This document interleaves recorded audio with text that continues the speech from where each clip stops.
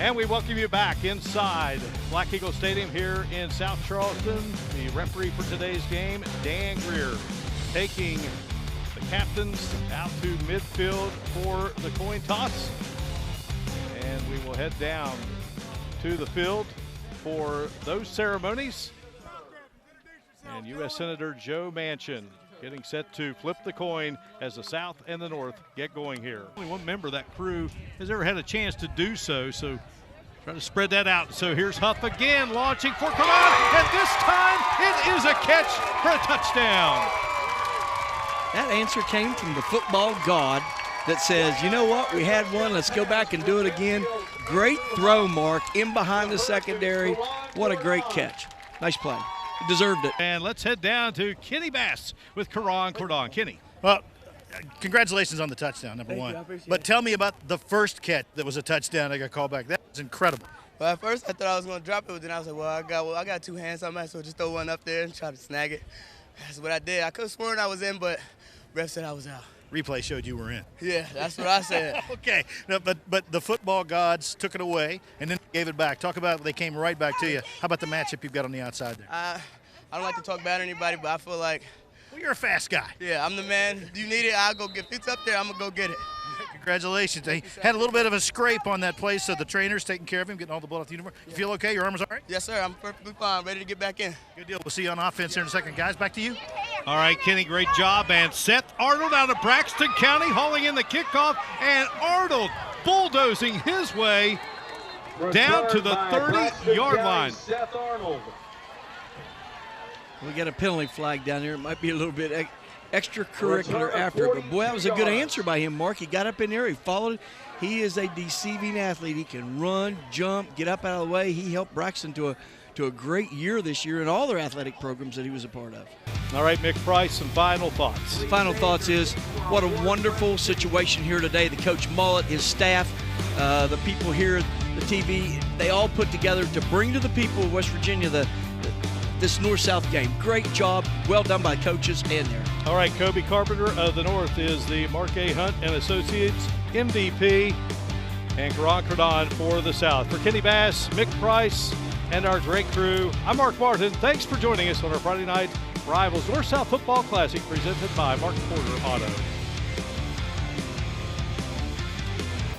And hi there, great to have you with us. Practices 7 and 8 were taken care of today in very pleasant conditions as we draw closer to the 2018 WCHS-TV Fox 11 North-South All-Star Football Classic. Some of the state's top West Virginia senior football players from last fall will be competing Saturday at high noon in the showdown on the campus of South Charleston High School. One of those is Buffalo's durable Ethan Burgess. CJ Harvey reports, like many, Burgess is using this week's challenge for those that lie ahead at the next level. Even though Ethan Burgess will be slinging passes and tackling opponents Saturday in the Classic, he's already focusing on what's next. The Buffalo High School alum is heading to Glenville State to play football in the fall.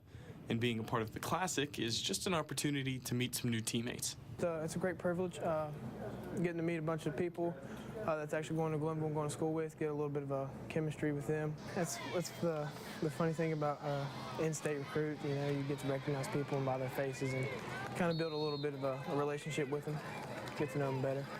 Burgess heads to Glenville with some question marks still. He's got experience at the quarterback position, but he was also a second-team All-State linebacker at Buffalo. So he's just keeping all of his options open. Well, I like hitting people, but I kind of bounce around from safety and stuff whenever it's a passing situation, or if I was somebody that needed to come stop the run, I'd do my best to stop the run. But try out for quarterback position during camp, and just I'll go wherever they need me, really. One thing is for sure, though. Becoming a Pioneer seems like it's going to be a great decision. They saw a chance in me, and I love the atmosphere. I love the small town vibe. I know there's not a lot to do, but I love hunting and fishing, so I think I'll fit in right there. Reporting on the North-South All-Star Football Classic, CJ Harvey, Eyewitness Sports. Earlier today, North-South Classic game director Bob Mullet was joined by players from both teams for a visit to Women and Children's Hospital here in Charleston. Each year, the All-Stars head to the hospital to bring smiles to the faces of the youngsters. The players handed out gifts to the patients, and it is a way for the players to bring cheer for those less fortunate, and it also helps to make the players realize just how lucky they are. Well, don't forget, coming up at 3:30 on Friday, the North-South All-Star Football Classic Parade. They haven't had one since 1955. Going to stroll down the streets of South Charleston. Again, it gets going at 3:30. And if you can't make it to the parade, catch it live on our WCHS Facebook page. And then the moment we're building up to will kick off at noon inside Black Eagle Stadium on the South Charleston High. Tickets for this year's North-South Classic are only $8 at the gate. If you can't attend, then be sure to watch our live telecast on WCHS TV, and we'll also be streaming live at WCHSTV.com. Well, coming up, we will head to the North Camp and visit with a University High football player who has ties to the area. That is straight ahead when Eyewitness Sports rolls on. North All-Star Josh Ritchie is a player at this week's WCHS-TV Fox 11 North-South All-Star Football Camp and Institute, who has ties to not one but two schools. Following his sophomore season at Ravenswood, his family moved to Morgantown. Ritchie went from being a Red Devil to a University High Hawk. While it was tough leaving the place he had lived his entire life, Josh Ritchie made the adjustment easily to play for John Kelly's program in Morgantown. Didn't have to switch wardrobe colors. It was, I kept in touch with everybody from Ravenswood. They're like family, so I made new family, and it's just like, just adding family. Speaking of family, his first cousin Doug Ritchie was a South Cardinal back in 1979. In all, several relatives have enjoyed success on the football field. My grandpa and my uncle, they played for Ravenswood. My dad, my uncle, both my uncles played for Ravenswood. My uncle Pete Wood played at Bluefield and then went on to play at West Virginia and with the Bills for a little while. But yeah, it's crazy how family heritage can drive back through the years. Besides family, football's about friendship, and Josh Ritchie cherishes that aspect. I was talking to Coach Price, it was a couple weeks ago, and he was like, Josh, here's what I want you to do. Go down there, make some friends, because you never know when you're going to see them again. If you work with them, if they'll move away and you'll move away and end up working with them and making friends. Soon he'll make another batch of friends as he sets out to play for the Mountaineers. I got Coach Gibson and one of the recruiting coordinators came up to me and they were like, Josh, we'd like to offer you a preferred walk-on position. And I was like, it's my dream. Yes, sir, I'll take it. And he's like, glad we can help make you a Mountaineer, and dream come true. All right, dream come true indeed. Evening activity number 3 for the Bears and Cardinals had them aiming for strikes and spares. The two squads were again treated to an evening of bowling inside Nitro's Town and Country Lanes with 8 practices in the books. The players get set for day 5 of camp tomorrow on the West Virginia State campus. Tomorrow evening they will be enjoying a swimming party at the Nitro City Pool. Friday evening, the North-South Classic Hall of Fame banquet at Little Creek Country Club, and then another movie night before Saturday's showdown. All right, time to talk a little bit of golf, and Nick Biesecker of Charleston right here with the par putt at number 10 at the West Virginia Amateur. He had a 68 on the day. How about Pat Carter? Had a 77 yesterday and landed in the bunker here at number 10. He recovers the magnificent shot. Carter with a 67 today. Sam Odell, the leader going into today's third round, had a 70, and he is the leader at 1 under. Pat Carter is second at 2 over par, and that is Eyewitness Sports here at 10 o'clock. Good things come to those who wait, and the wait was well worth it for this Thundering Herd quarterback. We'll chat with Alex Thompson.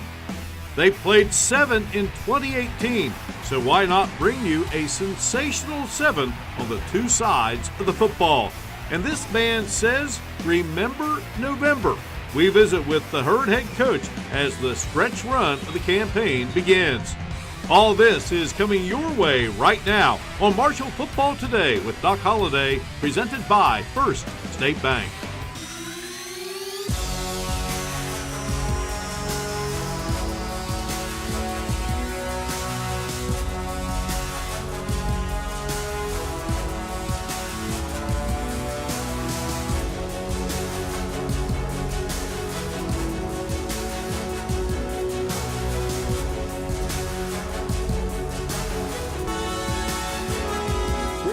welcome to our latest edition of Marshall Football Today with Doc Holliday, presented by First State Bank. I'm Mark Martin. So great to have you along on this first Saturday in November. Doc Holliday's Thundering Herd will be on the road today. It's a 3 o'clock showdown at Roberts Stadium in Hattiesburg, Mississippi, against the Golden Eagles of Southern Miss. Marshall heads in with a record of 5-2 overall and 3-1 in Conference USA. Southern Miss, meanwhile, is at 3-4 on the year and 2-2 in conference competition. The Golden Eagles are under the direction of former Herd assistant Jay Hobson. Marshall is coming off an open date on the schedule, and today's game is the third straight start for quarterback Alex Thompson.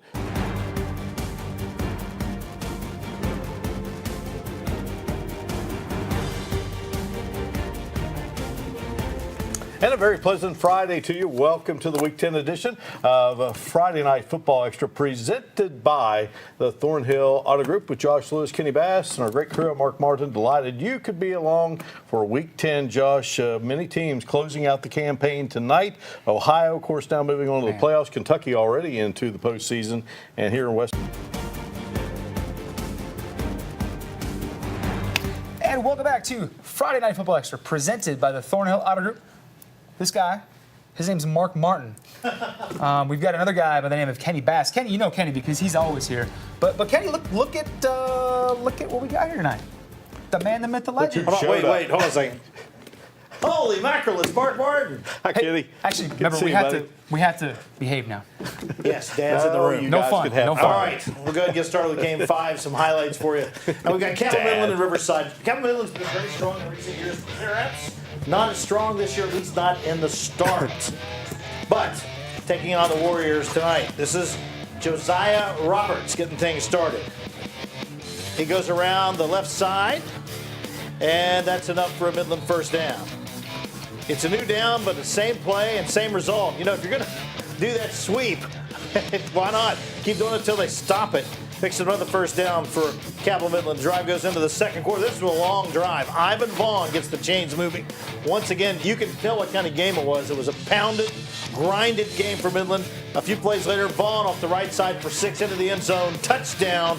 Midland good enough tonight, and the defense was stellar. Capital Midland beats Riverside 17-0, improving to 3-3. Riverside drops to 1-4. Homecoming at historic Tanks Memorial. It was an awesome comeback last Saturday for the Thundering Herd, with hopes of launching Toledo's Rockets back home with a loss. 2 days later, the Battle of I-64 unfolded, with Morehead State traveling to Huntington. A milestone of milestones occurred recently for this Herd standout. We visit with John Elmore, and we chatted up with the head man of Thundering Herd basketball, Dan D'Antoni. We're taking our best shot as we bring you the season debut of Marshall Basketball Today with Dan D'Antoni, presented by the West Virginia Lottery right now.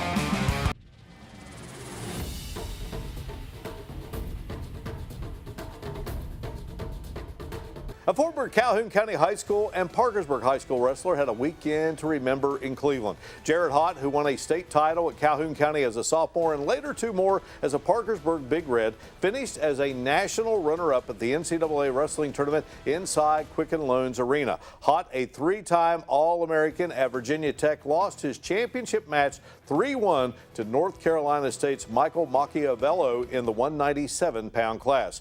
Hott becomes the second wrestler from West Virginia to reach a national championship match at the NCAA tournament. Lou Guide was a NCAA tournament runner-up in 1955 while competing for WVU, where he was a 3-time Southern Conference champion. Guide, a WVU Hall of Famer, won 2 state high school titles for University in 1951 and 1952. Again, congrats to Jared Hott, who will graduate from Virginia Tech with a degree in mechanical engineering.